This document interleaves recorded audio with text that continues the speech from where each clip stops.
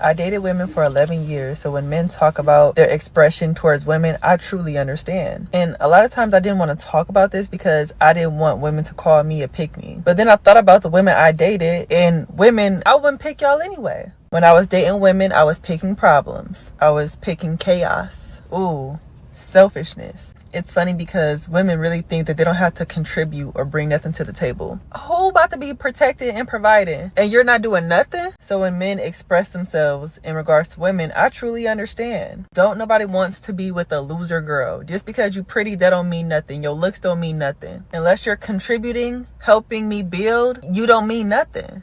So I understand where men be coming from. And women, I wouldn't pick y'all either, to be honest.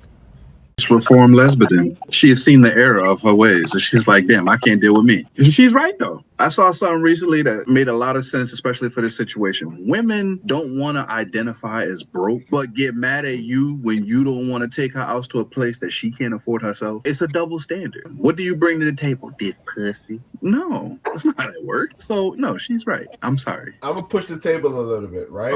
What it seems to me is ladies don't actually know what they want in a man. What? They want a man that's over 6 foot, my boy. You gotta make $300K, have no kids, credit like he white. What you talking about? They know exactly what they want, my boy. I think ladies that don't know themselves don't know what they want in a man.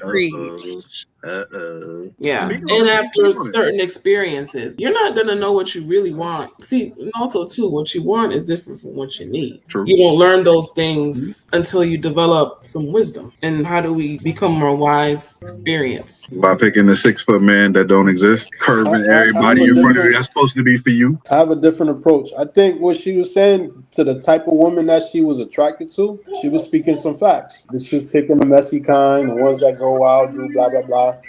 She had a certain type, and for her to see it that way, and as a man, what a man would look at, her trying to think logically, I don't know if she could or not, but yeah, she saw something that a lot of men are facing. Like I said, like you said, somebody said she couldn't stand herself. Maybe she's that type. I don't know. I'll add on to that. I mean, when she said that a lot of these women are coming in with nothing, they don't want to build. They probably just don't know how. They can see where a lot of men are coming from. Exactly.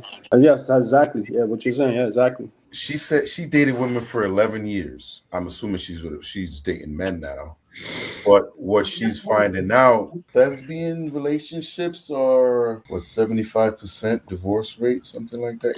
It's a crazy number. So it proves that men aren't the problem. And we're talking about, these are different type of people. They're on different times, some of them. You look at some of these situations with these girls. When they're in their 20s, sky's the limit. If you're in a situation where you're trying to seriously date a woman in her 20s, when she's out there just willy-nilly having fun, you're going to fail every time. You may just have to wait it out till you get to your 30s or just jump in there right now. Mm-hmm. But obviously, she is actually going the way that God said you're supposed to go. She tried to define gender issues, and it seemed like it backfired.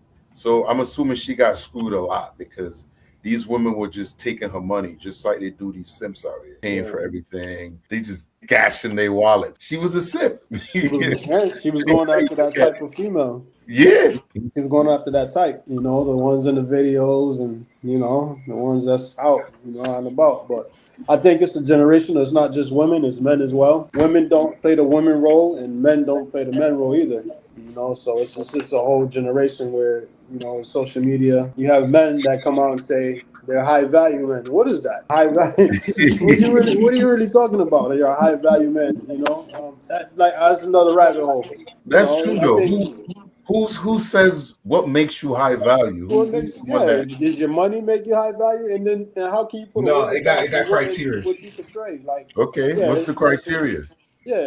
So the criteria are you gotta make over a certain amount of money, like over 6 figures. I know you gotta have a decent career or a decent job. I know they got it laid out. I remember I was watching it where they have something where they lay it out where it's not just about money, it's about how you conduct yourself or how you conduct your life. Why would you be bad at a female for going after that type and you labeled yourself? It don't make no sense to me. It's okay to be great value. It is, and for women too as well. But I'm saying if you put value on what you have, that's just not. I'm gonna push back, right? I don't disagree with the title. I'm gonna push back on the position of why they do it, right? To say a woman is born with her value, when that same guy is 18 and a woman is born with her value and she turns 18, she could pretty much pull any guy that she wants. Don't necessarily have the funds to take care of a girl that age. That's why you see chicks that's 18 normally go with guys that got money. That in high school, dudes was pulling up to pick up chicks in high school. Unless they daddy left them a trust fund. Exactly. So now, once you get to a certain age where the guy have money, he got the pick of the litter. You know what I'm saying? Even though I don't subscribe to any of those things where it's like, you know, just because you got money, you could pull any chick. But, you know, that's kind of the concept behind it. Okay, you know? I think the concept behind it, the Bible says don't be unequally yoked. Yeah, so it says don't be unequally yoked. So this is a rarely version of the Bible saying don't be unequally yoked. This Bible, when it says unequal, there's different dynamics to unpack that. You know, you can say, don't be unequally yoked with somebody who doesn't have your same values and trust and beliefs. So what the world is saying, don't be with somebody who doesn't have the same values, trust, and beliefs as far as your physical stuff, with your accomplishments and stuff like that, what they're bringing to the table. I think that, you know, it's just the worldly way of doing, you know, taking their spin on what's already there and making their own, you know, their own way. That's what the devil do anyway. He takes what God does and make his own spin on it. That's how I see it. Hopefully she do sound a lot happier, because I didn't hear her say not one bad thing about a man. I guess she gonna roll on. Hey, the real thing beat the strap, my boy. Exactly. Exactly.